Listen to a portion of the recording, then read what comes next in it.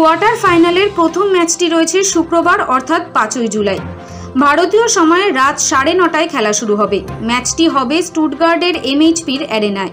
প্রথম কোয়ার্টারে মুখোমুখি জার্মানি ও স্পেন। এবারে এই দুটি দলকে কাপ জয়ের অন্যতম দাবিদার হিসেবে বেছে নিয়েছিল বিশেষজ্ঞরা, কিন্তু কোয়ার্টার ফাইনালে এই দুই দলের মধ্যে একটি দলকে বিদায় নিতে হবে। সুপার 16-এ ডেনমার্ককে 2-0 গোলে হারিয়ে কোয়ার্টার ফাইনালে পৌঁছেছে আয়োজক জার্মানি। অন্যদিকে জর্জিয়াকে 4-1 গোলে ধরাশায়ী করে শেষ 8-এর টিকিট পেয়েছে স্পেন।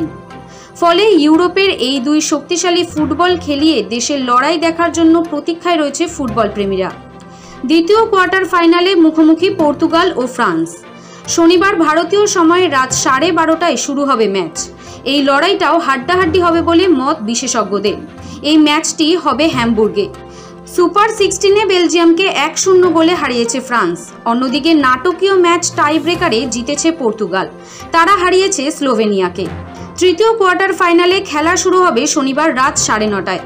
বার্লিনের এই ম্যাচে মুখোমুখি হবে ইংল্যান্ড বনাম সুইজারল্যান্ড। ডুসেলডর্ফে মুখোমুখি হবে দুই দল।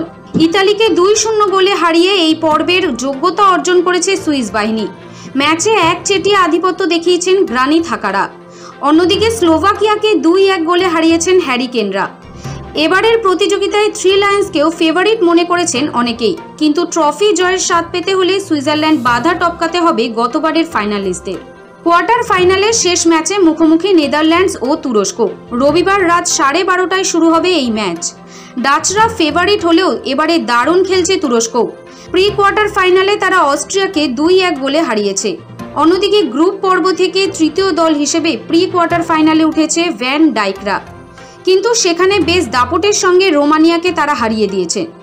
এখন কোয়ার্টার ফাইনালে কোন দলকে টেক্কা দিয়ে কোন দল সেমিফাইনালে পৌঁছাবে উত্তর মিলবে আর কয়েক ঘন্টা পর। স্পোর্টস ব্যুরো, সময়, কলকাতা।